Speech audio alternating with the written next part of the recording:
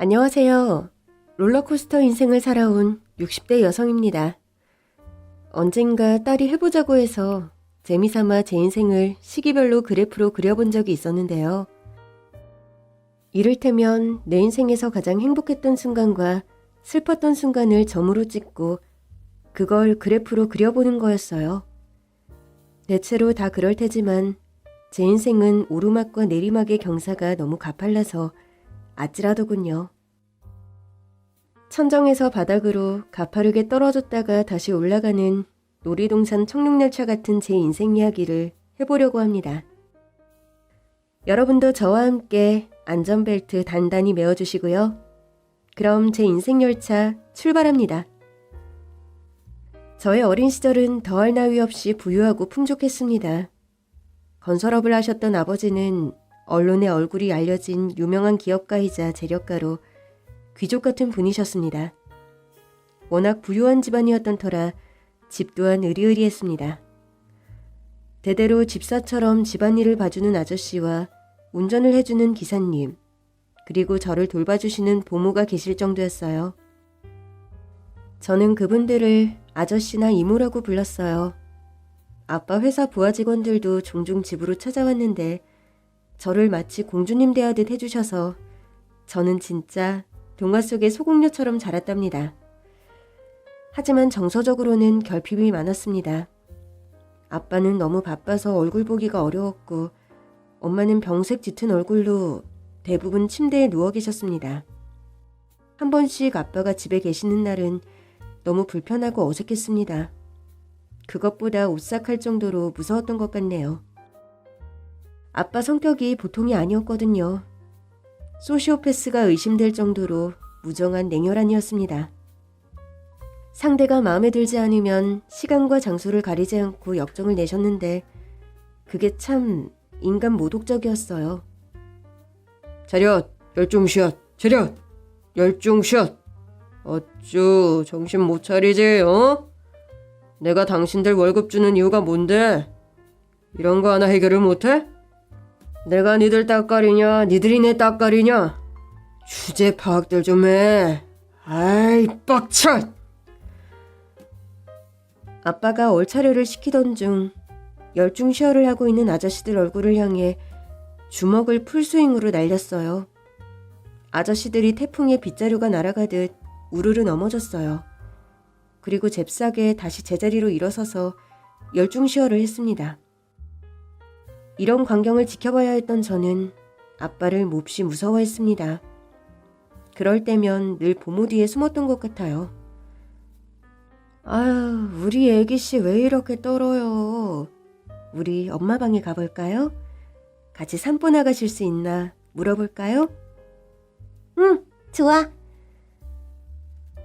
보모 이모는 아픈 엄마를 대신해서 엄마 역할도 해주고 식사나 빨래 같은 집안일도 맡아서 해주셨어요. 엄마는 백혈병을 앓고 계셨는데 그래도 컨디션이 좋은 날이면 제 손을 잡고 정원에 나가서 네잎클로버를 찾기도 했고 연못의 자라와 잉어를 보면서 햇볕을 쬐기도 하셨어요. 유치원에서 돌아오면 곧바로 엄마 방으로 뛰어들어가서 엄마 상태를 확인하는 게 일과였어요. 제가 유치원을 다닐 때만 해도 유치원은 귀족 학교라고 불릴 정도로 흔하지 않았습니다. 제가 유치원복과 모자와 가방을 착용한 모습을 부러운 듯이 바라보는 아이가 하나 있었는데 그건 바로 보모 이모의 딸 영선이었어요. 저희 집에 처음 왔을 때만 해도 거리를 두고 대면대면했는데 제가 유치원에 다닐 무렵이 되자 영선이가 호기심을 참지 못하고 아는 체를 해왔어요. 유치원은 어때? 재미있어? 노래도 배우고 춤도 배우고 선생님도 너무 좋아.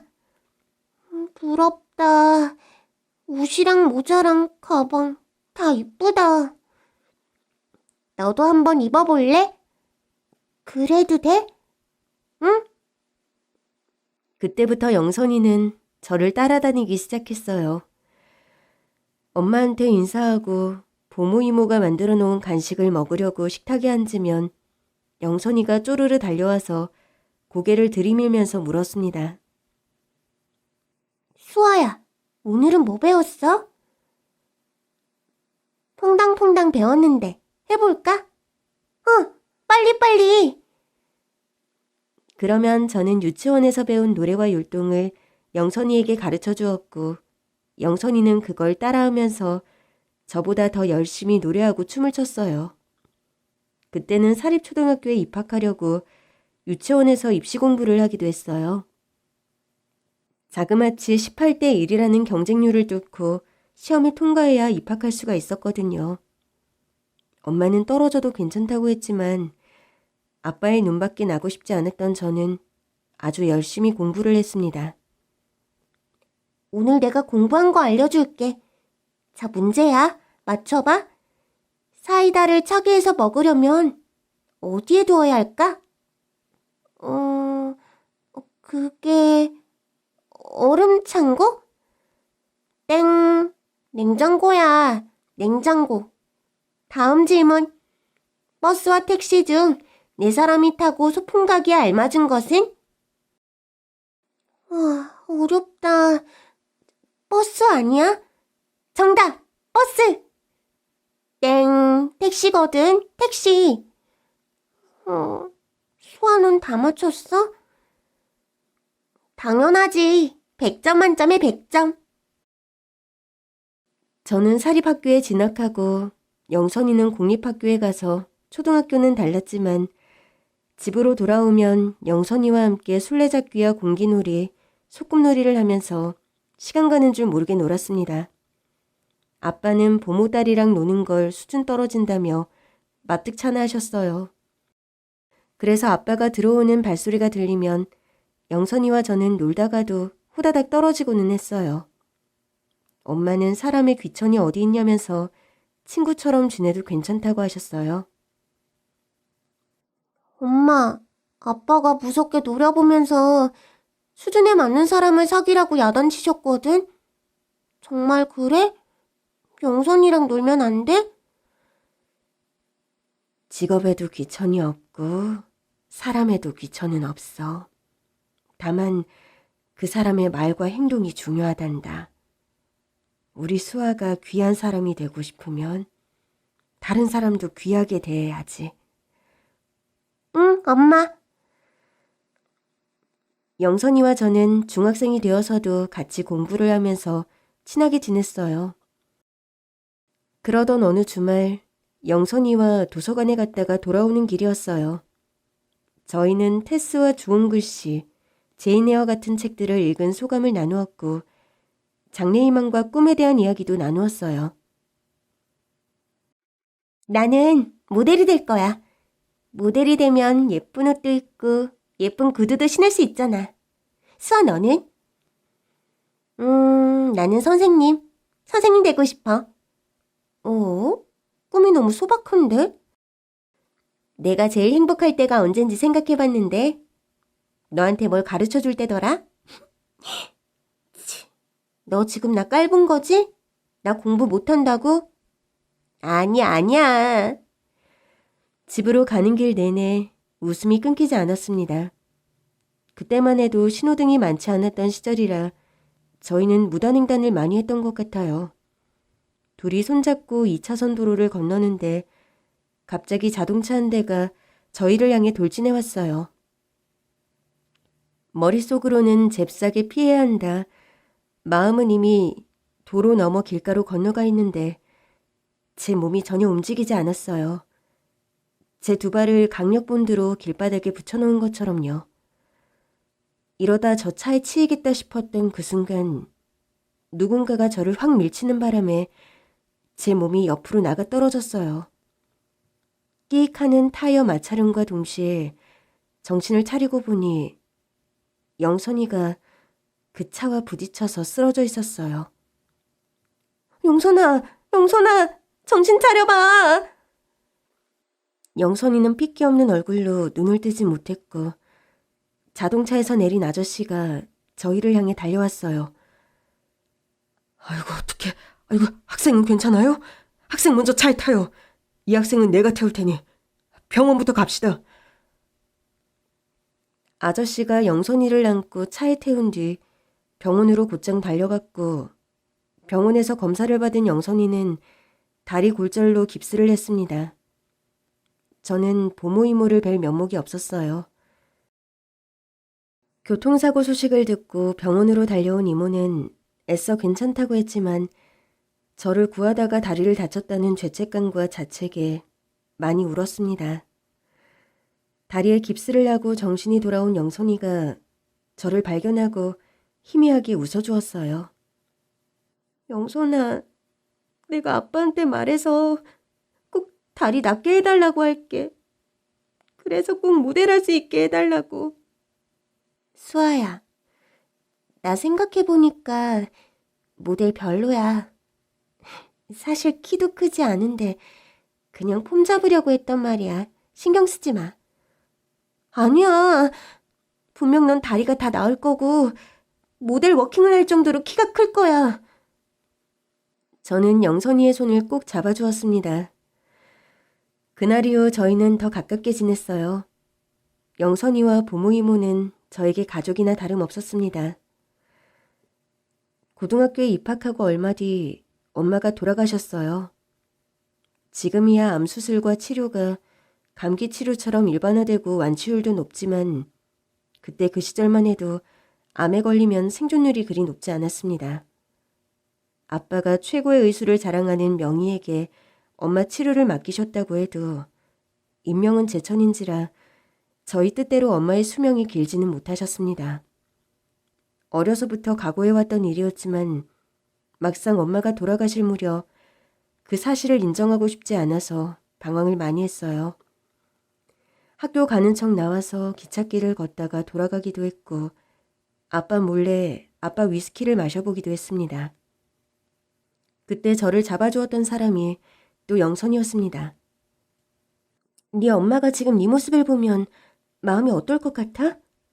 학교 빼먹고 술 진탕 마시고 해롱거리는 딸 두고 어떻게 눈을 감으시겠니? 뭐? 네가 뭔데 날 가르치려고 들어. 넌 엄마가 건강해서 몰라. 네가 내 마음을 알아? 바보야. 나도 아빠 없어. 나는 뭐 우리 아빠 안 보고 싶은 줄 알아? 나도 우리 아빠 보고 싶어. 그래도 참는 거야. 저는 결국 울음이 터졌고 영선이가 저를 감싸 안으며 달래주었습니다. 나는 어려서 아빠한테 작별 인사도 못했어. 근데 넌 할 수 있잖아. 엄마 마음 편하게 가실 수 있도록 잘 보내드리는 거.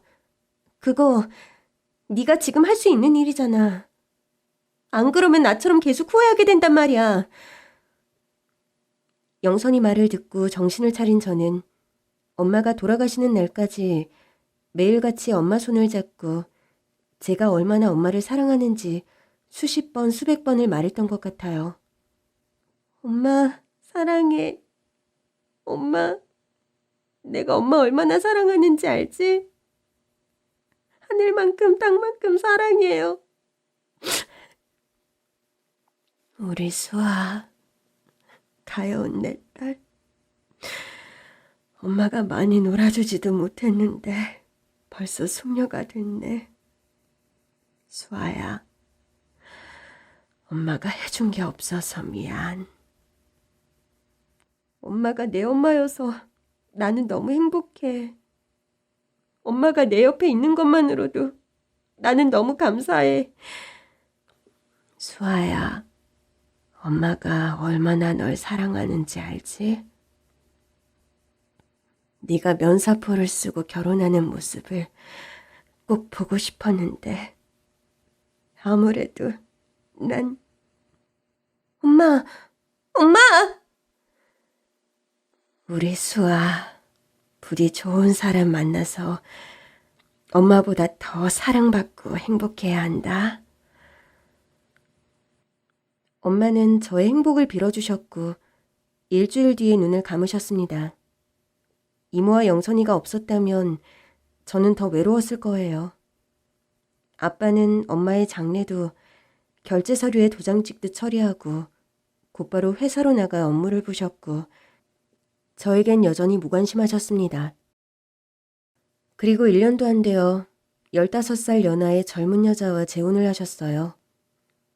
발레를 전공했다는 새엄마는 너무 바른 자세를 해서 그런지 목에 깁스를 한 것처럼 턱을 들고 다니셨어요. 도도한 백조 같다고 해서 영선이와 저는 새엄마를 우리끼리 몰래 도백이라고 불렀습니다. 보모 모녀와 사이좋게 지내는 모습을 새엄마는 눈의 가시처럼 여겼어요. 새엄마가 기선제압을 하려고 이모에게 괜한 트집을 잡을 때마다 제가 나서서 이모 편을 들고 변명해 주었거든요. 아줌마, 이거 아줌마가 빨았어요? 네, 빨래통에 들어가 있길래 제가 돌렸는데요. 뭐가 잘못됐나요? 이건 드라이 클리닝 하라고 일부러 따로 걸어둔 건데 그걸 세탁기에 넣고 돌리면 어떡해요?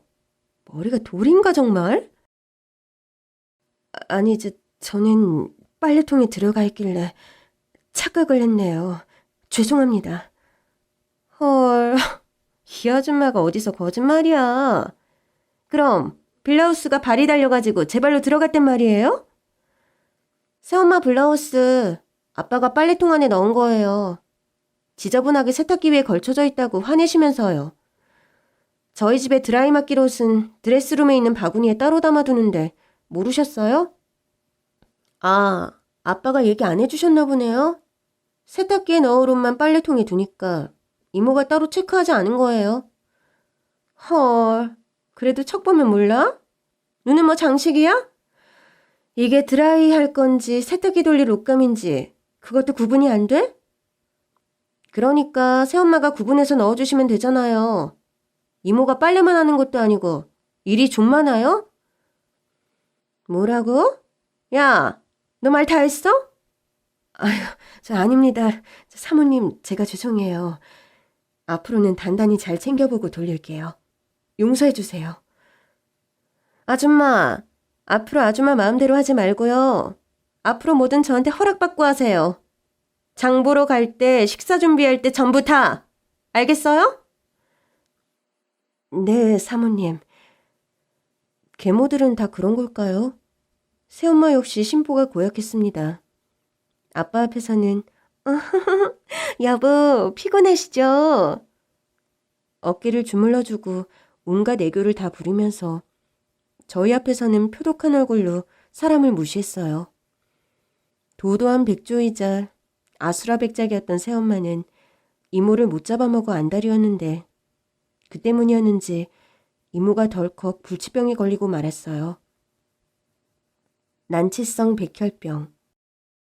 국내의 의료기술로서는 치료법이 없어서 미국에서 치료받아야 하는 병이라는 진단을 받고 이모와 영선이는 절망하고 말았어요. 저는 아빠에게 울면서 매달렸어요. 아빠, 이모는 나한테 엄마나 다름없잖아요. 제발 미국에서 치료받게 도와주세요. 제발요. 지금까지 안 내쫓고 우리 집에 거둔 게 어딘데? 네 친엄마 부탁 아니었으면 벌써 내보냈을 사람들이야. 너는 아직도 똥인지 된장인지 구분을 못하니?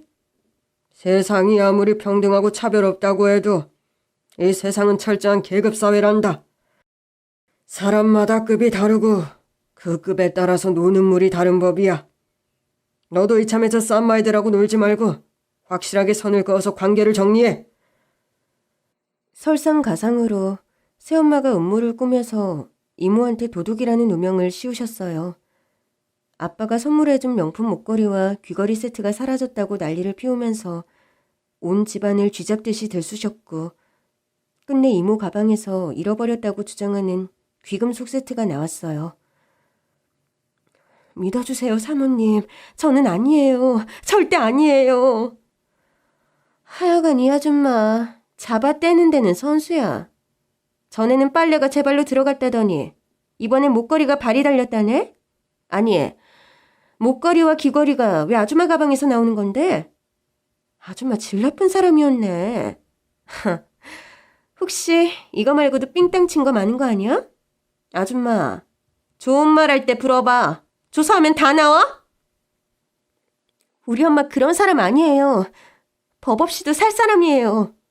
잔돈 100원이라도 더 받으면 버스 타고 돌아가서 돌려주는 분이 우리 엄마예요. 도덕이나 법을 칼같이 지키는 분이세요. 절대 우리 엄마는 남의 물건에 손대는 그런 분이 아닙니다. 저도 지지 않고 영선이 편을 들었습니다. 맞아요, 새엄마. 오해가 있는 것 같아요. 지금까지 단 한 번도 이런 일이 없었어요. 새엄마가 저를 노려보면서 으르렁댔습니다. 뭐? 그 말인 즉슨 내가 들어와서 도둑이 들었다? 이게 내 탓이야? 내 목걸이 귀걸이가 없어진 게 내가 오면서부터다? 너 지금 말 잘해야 돼. 지금 하는 말 다 책임져야 한다고. 알아? 여자들이 언쟁을 벌이는 모습을 지켜보던 아빠가 조용히 일어나서 가방 하나를 던졌습니다. 우리 집에 도둑 고양이는 안 키워. 당장 나가세요. 아줌마 딸 데리고. 아빠, 이모는 아니야. 그럴 사람이 아니라고. 그럼 내가 없는 일을 꾸몄다는 거니? 눈앞에 증거가 있는데 무슨 헛소리야. 여보, 나 무지 억울해. 쟤 매번 저렇게 나 공격한다? 괴물하고 나 무시하는 거지?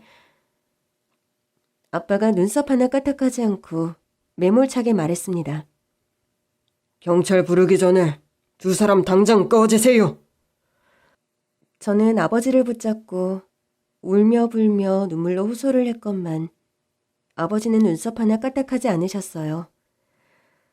제가 3살 때부터 15년을 가족처럼 저를 돌봐주시고 집안 살림을 해오셨던 이모와 저에겐 친구이자 자매나 다름없는 영선이가 무일푼으로 쫓겨나는 걸 보고만 있었어요. 만일 CCTV 카메라가 있었다면 당장 녹화 영상을 돌려보자고 했을 텐데 아쉽게도 그때는 상용화되기 전이었어요. 저에겐 아무런 힘이 없다는 걸 알고 좌절했습니다. 그날부터 저는 죽기 살기로 단식 투쟁을 했어요. 첫날은 힘들었지만 이틀 사흘이 지나면서는 물만 마셔도 참을만 했어요. 그렇게 열흘이 넘도록 학교도 가지 않고 식음을 전폐하고 있으니 아빠가 저희 집 주치의를 모시고 와서 링거를 맞게 하고는 제 요구를 들어주셨어요. 우리 집에 도둑을 들일 수 없다. 대체 네가 원하는 게 뭐냐? 아빠, 더도 덜도 말고 딱 2억만 빌려주세요. 제가 나중에 돈을 벌어서 갚을게요. 2억? 네가 그렇게 큰 돈이 왜 필요해? 묻지는 마세요. 그냥 주세요. 꼭 갚겠습니다. 저는 아빠에게 단식으로 빌린 돈 2억을 영선이 이름으로 만든 통장에 저금을 했어요. 그리고 영선이를 만나 2억이 든 통장을 도장과 함께 영선이에게 주었습니다. 영선아, 너네 엄마 건강은 어떠셔? 아직은 크게 모르겠어. 너는 어때? 엄마도 나도 네 걱정이야. 우리도 없는 집에서 그 악마 같은 여자와 있을 널 생각하면 정말 치가 떨린다. 그냥 입 닫고 눈 닫고 왔다 갔다 해. 그나저나 지금 지내는 집은 어때? 삼촌 댁이라고 했나? 아니, 큰이모 집. 큰이모가 잘해주셔. 걱정 마. 그래도 눈치 보이지? 그건 좀 그래. 사실 나 밥도 조금씩 먹고 맛있는 반찬도 남아야지 먹는다? 아무도 뭐라고 안 하는데 희한하게 눈치가 봐지더라. 이거 받아. 엄마가 계셨으면 분명히 퇴직금처럼 주셨을 거야. 이게 뭐야? 동그라미가 몇 개야? 야, 너 이 돈 어디서 났어? 이 몸이 단식으로 얻어낸 거야.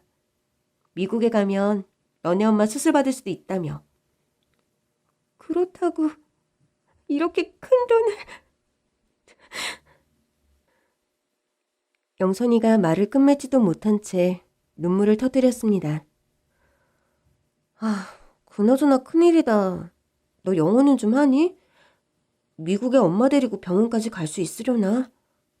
내가 따라가야 하는데 그건 무리겠지? 야, 이래봬도 나 영어 점수 좋거든? 토플 점수도 꽤 좋다고. 알았어. 너만 믿는다. 우리 이모 다시 건강한 모습으로 볼 수 있게 네가 최선을 다하도록. 고마워, 수아야. 이 은혜를 평생 잊지 않을 거야. 진짜야, 약속해. 영선이는 새끼손가락을 걸고 도장도 찍고 복사까지 하면서 눈물이 그렁한 얼굴로 웃어 보였습니다. 이게 영선이를 본 마지막 모습이에요. 그로부터 5개월 뒤 영선이와 이모가 미국에 잘 도착했다는 편지를 받았고 뉴저지에 두 사람이 살 집을 구했다는 소식까지 들었어요. 그리고는 자연스럽게 연락이 끊겼습니다. 이따금 엄마가 그리울 때, 문득 외로울 때 영선이와 이모에게 편지를 보냈지만 영선이의 답장은 집으로도 학교로도 오지 않았어요. 그렇게 시간이 흐르는 동안 저는 어릴 적 꿈꾸었던 선생님이 되려고 사범대학에 진학했고 새엄마는 아들을 낳았으며 아빠의 무관심은 극에 달해 저는 그야말로 집안의 애물단지 찬밥 신세가 되었어요. 사범대학을 졸업하고 발령을 받자마자 이 집에서 나가 독립을 할 계획이었는데 그러지를 못했습니다. 왜냐면 아빠 건강이 안 좋아지셨거든요. 간암이라는 의사의 말에 가족 모두 충격을 받았어요. 새엄마는 아빠가 위독하니 저를 빨리 시집 보내야 한다고 주장했어요. 아빠도 예전과 달리 저에게 관심을 보이며 결혼을 독려하셨어요. 수아야, 아빠가 건강하면 모르겠는데 수술 결과가 어떻게 될지 누가 알겠니? 내가 건강하게 살아있을 때 너라도 시집을 간다면 이 아빠는 안심이 되겠구나. 아버지, 저는 결혼 생각이 없어요. 저 얼마 안 있으면 교원 자격증도 나왔는데. 아빠, 제발요. 저 정말 애들 가르치고 싶어요. 얘는 누굴 닮아서 그렇게 고집이 센 거야? 네 아빠가 오죽하면 그럴까? 아빠 마음을 그렇게 몰라? 네 아빠 건강할 때 너 손잡고 식장에 들어가고 싶다는 말씀이잖아. 안 그래요, 여보? 맞다, 수아야. 이건 네가 양보를 해다오. 그렇게 저는 졸업을 하기도 전에 급하게 맞선을 보고 서둘러 결혼을 했습니다. 중소기업을 하는 사업가 집안의 5남매 중 철부지 막내 아들이었어요. 명품과 고가의 자동차를 타고 다니는 압구정동 오렌지족으로 밤이면 밤마다 나이트클럽에서 즉석 만남을 즐기는 것으로 유명한 남자였어요. 남편 역시 저처럼 부모의 성화에 못 이겨서 결혼을 했고 한동안은 차를 끌고 다니면서 야, 타! 를 외칠 수 없게 되었죠. 아빠는 저에게 이렇게 위로를 해주었어요. 남자는 자고로 젊었을 때 놀아본 놈이 결혼해서는 가정에 잘하는 법이야. 이미 후회 없이 즐길 대로 즐겼으니 노는데 더 이상 미련이 없는 거지. 결혼할 때는 저거 결혼 생활 잘하겠나 싶지만 이런 애들이 화목하게 잘 살더라. 젊었을 땐 안 울고 새님처럼 굴다가 늦바람 든 놈들이 가정 파괴하고 그러는 거야. 아빠 말 들어. 그런데요. 아빠는 모르셨어요. 재벌을 개 못 주는 경우가 더 많다는 걸요. 그나마 신혼 초에는 가정적으로 보였어요. 남편이 그렇게 좋아하는 술도 마시지 않고 클럽도 들르지 않고 퇴근하자마자 집으로 왔거든요. 아마 시아버지 눈치를 봤던 것 같아요. 시아버지가 어려울 때마다 저희 아빠의 도움을 받고 계셨거든요. 시어머니도 처음엔 저를 살뜰하게 챙기셨어요. 그래, 네 엄마가 평으로 돌아가셨다지?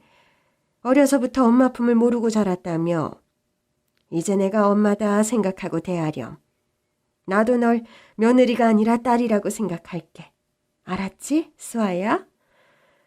저는 원했던 결혼은 아니었지만 선생이 되지 못해 불평불만만 입에 달고 사는 어린아이는 아니었습니다. 새로운 생활에 적응하려고 노력했어요. 인생의 방향을 따라 열심히 노를 저었죠. 그런데 그 사태가 벌어지고 말았습니다. 굴지의 기업으로 유명했던 아빠의 회사가 IMF 외환위기의 어려움 속에서 도산의 길을 걷게 되었어요. 무모하게 회사의 몸집을 불려나가던 아빠는 자금난에 봉착했고 끝내 부채를 갚지 못해 아빠의 회사는 공중분해되고 말았어요. 아빠가 새엄마와 동생을 데리고 싱가포르로 도피를 했다는 말을 들었을 때 저는 정말 섭섭하고 서운했습니다. 이 세상에 혼자가 됐다는 기분이 들었어요. 어떻게 딸 자식인 저에게 아무런 말도 없이 떠날 수가 있어요? 아빠의 마음을 아무리 이해하려 해도 이해되지 않았어요. 아빠 회사가 망한 뒤 시댁 식구들은 저를 보란 듯이 구박하기 시작했습니다. 사람들이 하루아침에 얼굴을 싹 바꿀 수 있는지 무서울 정도였는데 특히 시어머니의 변화가 제일 컸습니다. 야, 지금이 몇 시인데 처자빠 자고 있어? 야, 아니 시아버지 출근하신 뒤에 아침밥 할 거니? 얼른 일어나서 밥해. 이게 아직도 정신을 못 차렸나? 지가 아직도 공주인 줄 알아? 네가 공주면 나는 왕비다. 병신 같은 게 누굴 등신으로 알아? 얼른 밥하고 우리 식사할 때 욕실 청소나 해. 알았니? 어머니, 일하는 아주머니 계시잖아요. 왜 저한테... 해고했다. 집에서 손 하나 까딱 안 하고 놀고 먹는 며느리 두고 왜 돈을 써? 이제부터 네가 아줌마 몫까지 다 해. 저는 눈물을 머금고 그 집에 하녀처럼 일을 하게 됐어요. 저를 딸같이 귀하게 여기겠다던 시어머니가 제일 먼저 배신을 때린 뒤 남편도 예전의 바람기가 더 심해졌어요. 옛날 오렌지족 시절의 버릇을 버리지 못하고 밤이면 밤마다 압구정 일대를 쏘다녔어요. 그때만 해도 이혼을 결심하는 것이 쉽지 않았습니다. 이혼을 하고 사립학교라도 시험을 쳐볼까 했지만 인생은 제 뜻대로 흘러가지 않았어요. 이혼을 결심한 그때 아이러니하게도 임신이 되었거든요. 아이 참, 밥 먹는데 밥맛 떨어지게. 넌 식사 예절도 안 배웠냐? 여보, 미안. 음식만 보면 자꾸... 잠시만.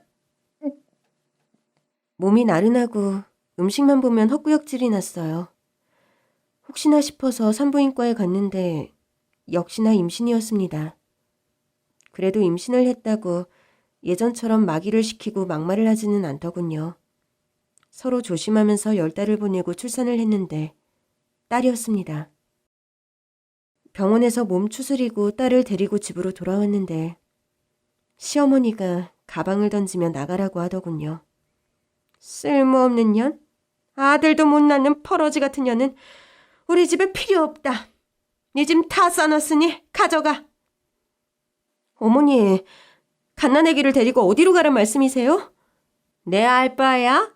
네 갈 길 가면 되지. 너네 아버지 계신 싱가포르로 가든지 네 마음대로 해. 이혼 서류에 도장도 내가 다 찍었다. 여보, 당신 애잖아. 애가 무슨 죄가 있어. 우리 딸 아빠 없는 애로 키우고 싶지 않아. 여보. 나한테 왜 그래, 씨발. 겁나 부담스럽게 구네. 난 아빠 될 마음 없거든. 그러게 누가 애를 낳으랬냐? 진짜 눈에 빠져서는.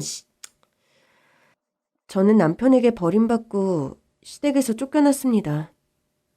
옛날 같으면 호텔이라도 들어가서 자련만 수중에 돈도 별로 없었습니다. 있는 돈 없는 돈을 다 끌어모아서 경기도 변두리의 작은 여인숙으로 들어갔어요. 결혼할 때 했던 폐물과 엄마가 남겨주신 폐물, 명품 가방 등을 전당포에 맡기고 육아용품도 샀어요.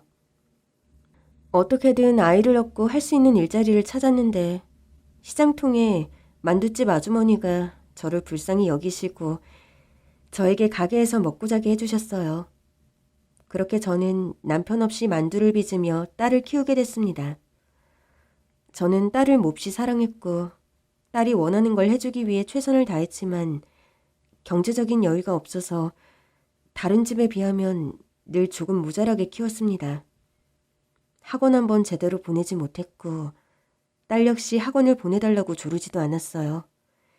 대신 EBS 교육방송을 틈만 나면 챙겨보았어요.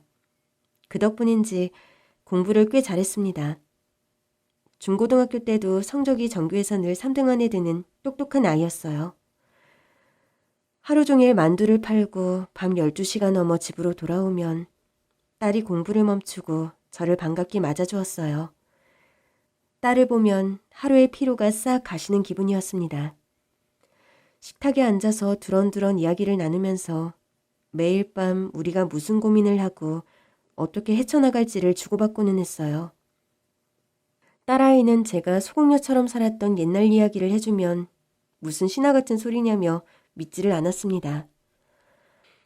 나중에는 선생님에게 구박받던 동화 소공녀에 나오는 주인공이 너무 불쌍하다면서 눈물을 흘리더군요. 소공녀는 결국 아빠가 돌아오잖아. 그래서 해피엔딩. 근데 할아버지는 돌아오지 않으셨으니까 엄마 이야기가 더 슬퍼. 아니야. 할아버지 소식은 없었지만 대신 민이라는 딸을 얻었잖아. 나는 그거면 돼. 어떤 보물보다 더 중하거든. 엄마, 나 공부 열심히 해서 서울대 갈 거야. 그리고 엄마한테 효도할게.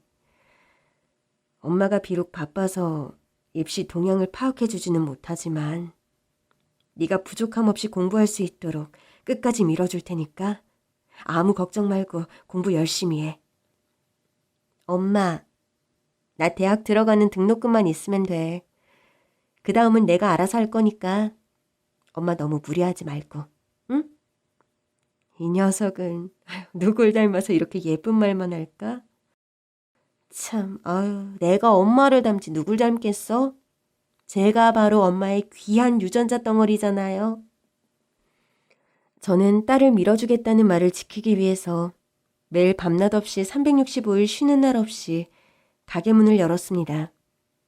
그렇게 한 푼 두 푼 귀하게 돈 버는 모습을 본 딸아이는 저에게 효도를 하겠다면서 더 열심히 공부했어요. 그리고는 서울대학교에 장학금을 받고 들어갔습니다.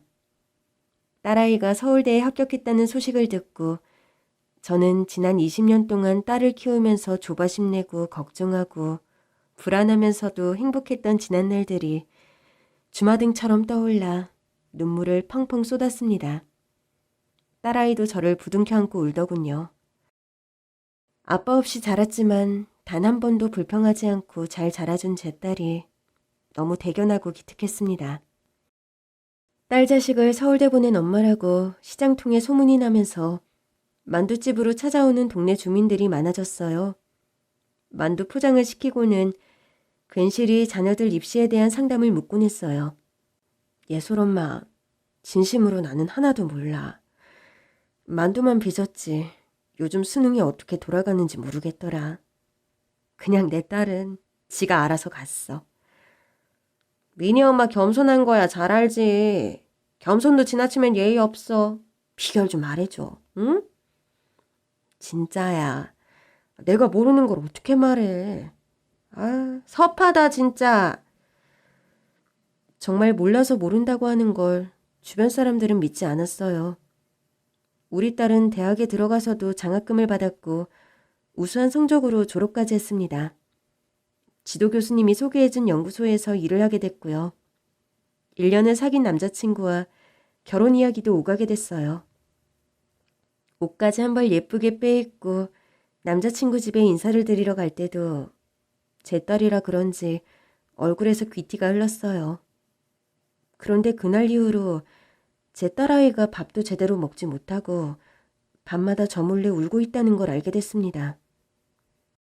미니야, 왜 울어? 새벽 1시가 넘었는데 안 자고 왜? 무슨 일이야? 엄마, 나 너무 힘들어.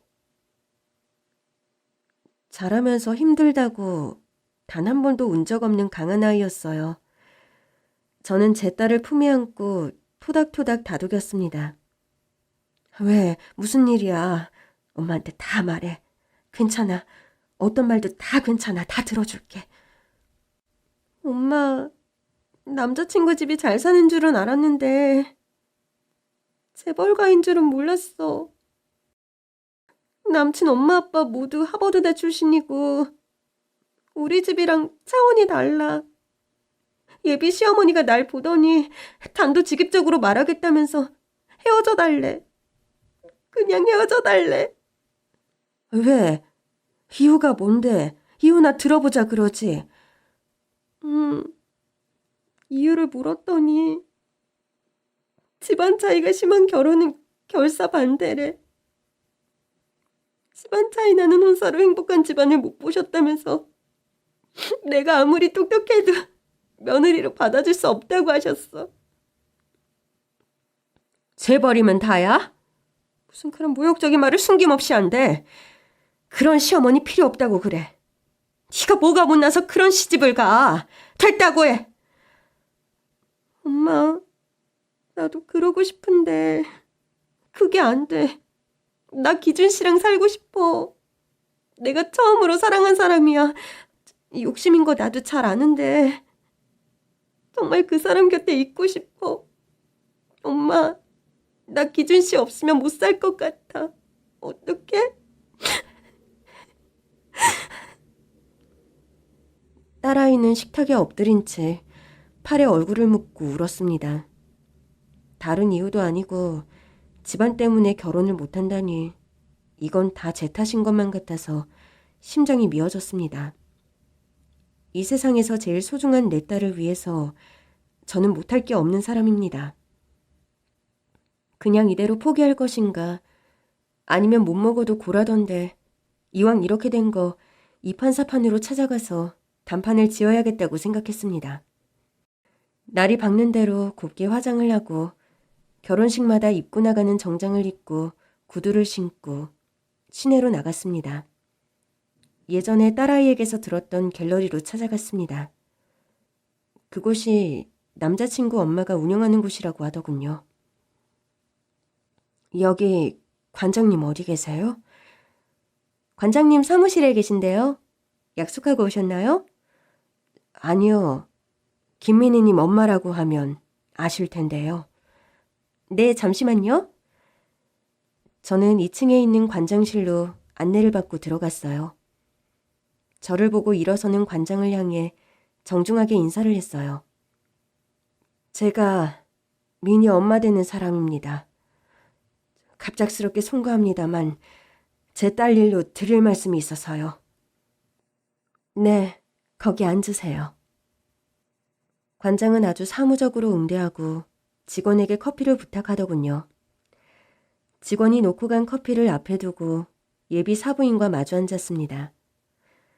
고생이라고는 해본 적 없어 보이는 재벌집 사모님이었습니다. 옷차림은 세련됐고 몸집은 단아했습니다. 기품 있는 모습에 벌써 주눅이 들었어요. 그런데 관장이 절 빤히 쳐다보더니 문득 근데 우리 어디서 만난 적 있죠? 글쎄요. 저는 저희 만두집에 손님으로 오신 적이 있나 하고 비디오를 돌려봤지만 잘 모르겠더군요. 혹시 땡땡 고등학교 나오셨어요? 아닌데요. 그럼 땡땡 중학교? 아닌데요. 제가 평범하게 생겨서 그런 오해를. 한남동. 혹시 이름이 수아? 수아야. 수아 맞지? 내 친구 수아 맞지? 그런데 어? 그래 나야 나. 영선이야 박영선. 저는 머리를 세차게 맞은 것처럼 멍하니 예비 사부인의 얼굴을 쳐다보았습니다. 울먹이는 얼굴에서 제가 예전에 알던 어린 영선이의 얼굴이 겹쳐 보였습니다. 영선이는 저를 얼싸안고 눈물을 터뜨렸습니다. 수아야, 이게 어떻게 된 거야? 네가 왜 여기 있어? 왜 만두집을? 어떻게 된 거야? 저는 지금까지 살아온 지난 이야기를 담담하게 들려주었어요. 아빠의 사업이 망하고 시댁에서 구박을 받으면서 지냈던 암울했던 시절과 딸을 낳자마자 바람을 피우던 남편에게 버림받고 내쫓겼던 이야기를 들려주었습니다. 그 핏덩이를 키우기 위해서 만두집에 의탁해서 살아왔던 이야기도 함께 해주었습니다. 영선이는 기가 막힌 듯 이야기를 듣는 내내 우느라 얼굴은 눈물범벅이 됐습니다. 나는 당연히 네가 교사가 됐을 거라고 전국의 교육청이랑 교육청을 다 찾아다니며 수소문했는데 당연히 교장 선생님이 됐을 거라고 여겼거든. 이렇게 가까운 곳에 두고 못 찾았다니. 수아야, 미안해. 미안해. 네 이야기 좀 해봐. 너는 어떻게 된 건데 왜 연락이 끊겼니? 나는 몇 번이고 편지를 보냈는데. 정말? 우리가 이사를 가는 바람에 네 편지를 못 받았나 봐. 담당 의사의 권유로 엄마가 병원을 옮겼거든. 네가 마련해준 돈으로 엄마는 수술을 받고 완쾌하셨어. 엄마는 네 은혜를 갚겠다고 코리아타운에서 수아라는 이름의 한식당을 차렸는데 그게 대박이 나면서 형편이 폈고 살만해졌지. 너 하버드 대학교 나왔다며. 진짜 대단하다. 어여 때도 그랬을 거야. 너도 알다시피 한국 애들이 수학에 강하잖아. 나는 영어도 곧잘해서 성적도 우수한 편이었어. 봉사활동이며 특별활동도 빠지지 않고 부지런히 했더니 하버드 대학에서도 입학 통지서가 날아왔지 뭐야. 진짜 열심히 공부했다. 거기서 유학 온 한국 남자를 만나 연애를 했는데 그 남자가 알고 보니 재벌 2세지 뭐야. 부모의 반대를 무릅쓰고 남편은 결혼을 강행했고 그렇게 남편을 따라 한국으로 돌아와서 아들을 낳고 살게 된 거야. 이모는 한국으로 같이 돌아왔지? 아직 살아계셔? 내가 들어올 때 같이 들어왔는데 병이 재발되셔서 2년 전에 돌아가셨어. 그랬구나. 이모 보고 싶었는데 나한텐 엄마나 다름없었잖아. 엄마보다 더 날 돌봐주셨으니까. 엄마도 눈 감으실 때까지 네 걱정만 하셨어.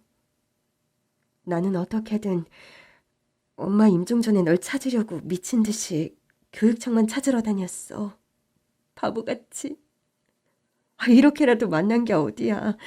영선아, 너무 반갑다. 수아야, 수아야. 애기씨라고 불리던 네가 고생 많았지. 고생은 난 우리 딸 덕분에 고생한다는 생각 단 한 번도 안 했어. 너도 봤지 내 딸? 얼마나 예쁜지 봤지? 얼마나 똑똑하게 자랐는지 알지? 알지 알아. 똑똑하고 지혜롭고 인성까지 너무 훌륭하더라. 진짜 탐나는 아이였어. 그런데 왜 반대했니? 너 정말 우리가 가난해서 그런 거야? 아니야, 수아야. 그런 게 아니야. 영선이가 다시 눈물을 뚝뚝 흘리면서 결혼을 반대했던 진짜 이유를 들려주었습니다. 실은 우리 아들에게 말 못할 사정이 있었어. 뭔데 그게? 얼마 전에 아들이 건강검진을 받았는데 세상에 혈액암이라지 뭐니. 난치성 희귀병인데 의사 말이 생사가 불투명하다는 거야. 어떡해. 엄마도 백혈병이었는데 재발해서 돌아가신 거잖아. 아들도 시한부 인생이라니 억장이 무너지더라. 우리도 결혼 이야기가 나와서 내심 기대하고 있었어. 홀어머니 밑에서 강단 있게 자란 아름다운 숙녀라고 우리 아들이 얼마나 좋아했는지 몰라. 우리 욕심 같아서는 당장 결혼이라도 올리고 싶지. 하지만 자칫 잘못되면 미니 인생은 어떻게 하니? 그래서 눈 질끈 감고 반대했던 거야. 막상 반대를 하려니까 명분이 없는 거야. 그래서 가난한 집안 딸은 안 된다고 모진 말을 했지만 그건 거짓말이었어. 그렇게라도 안 하면 두 사람 모두 불행해질까봐 그랬어. 나는 정말 우리 집안 배경 때문에 거절하는 줄 알고 사부인을 만나 읍수하려고 왔지. 오길 잘했다. 그치? 우리 인연의 끈이 이렇게 이어져 있다는 게 믿기지 않아. 내 아들과 네 딸이라니 너무 신기하다, 수아야. 영선아. 영선이 아들이 혈액암에 걸렸다는 사실을 제 딸에게도 알려주었습니다. 그것 때문에 일부러 거짓말로 결혼을 반대했다는 것도요. 딸은 그럼에도 불구하고 단 하루를 살아도 그 사람과 살겠다면서 결혼을 선택했고, 두 사람은 그해 실록이 아름답던 5월에 결혼식을 올렸습니다. 수아야, 우리가 사돈이 됐네? 돌아가신 엄마들이 좋아하시겠다. 그치? 애들 결혼하는데 왜 이렇게 눈물이 나냐? 원래 이런 거야? 모르지, 나도. 혼주는 처음이라서. 사위는 결혼식을 올리고 열심히 항암 치료를 받았어요. 그리고 5년 뒤 완쾌 판정을 받았어요. 그동안 온 가족이 하나가 되어 사위의 치료에 집중했습니다. 누구보다 지아비의 건강을 챙기는 딸의 노고는 눈물겹도록 감동적이었어요. 암 환자를 위한 식단과 운동을 함께하면서 저희 딸은 더욱 성숙해졌고 이제 그들을 닮은 이세까지 출산을 했어요. 영선이와 저는 사이좋게 할머니가 됐습니다. 영선이는 예전에 빌렸던 돈 2억을 갚아야 한다면서 요즘 시세로 환산해서 제가 했던 것처럼 통장을 선물로 주었습니다. 그래서 저는 갑자기 로또를 맞은 사람처럼 큰 부자가 됐습니다. 그리고 꿈에 그리던 선생님이 됐어요. 이 나이에 무슨 학교냐고요? 한글을 배울 기회를 놓친 노인들을 위한 한글 교실에서 한글을 가르치는 봉사를 시작했거든요. 학생이 겨우 5밖에 안 되는 작은 교실이지만 제가 학생을 가르치는 즐거움과 행복을 만끽하고 있답니다. 영선이도 한글 교실을 찾아와서 저를 응원해 주었어요. 잘 어울리네, 우리 수아. 고마워. 사실 그동안 친구들이 교사 생활하면서 애로사항 이런 거 말할 때 엄청 부러웠거든. 그런데 진짜 수업할 때마다 긴장되는 거 있지? 넌 정말 잘 가르칠 거야. 내가 알잖아. 너의 첫 번째 학생이 나였던 거 알지?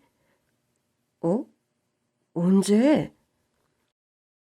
갑자기 영선이가 동요를 부르면서 율동을 시작했습니다. 예전에 제가 유치원에서 배우고 영선이에게 가르쳐줬던 그 노래와 율동을 아직도 기억하고 있었어요. 와, 너 진짜 머리 좋구나. 그걸 아직도 기억하고 있었어? 나도 다 까먹었는데? 나 너가 그때 너무 부러웠잖아. 너는 잊을지 몰라도 나는 어제 일처럼 생생하다야. 네가 입고 있던 유치원복, 모자와 가방까지. 구두도 생각나. 그래? 그럼 나도 같이 해볼까나? 영선이와 저는 그때 그 시절로 돌아간 듯 서로를 마주보고 노래를 부르면서 율동을 따라했습니다. 웃기면서도 눈물이 났어요. 그렇게 영선이와 저는 사돈이자 가족이자 친구로서 함께하고 있습니다. 맛집도 다니고 가까운 근교로 여행을 다니기도 합니다. 때로는 아이들과 함께 해외여행도 가고요. 이제 제 인생의 곡선을 비상을 하고 있어요. 추락하는 모든 것에는 날개가 있다던데요. 그런 것도 같아요. 그러니까 우리 희망을 잃지 말아요. 지금까지 제 이야기를 들어주셔서 고맙습니다.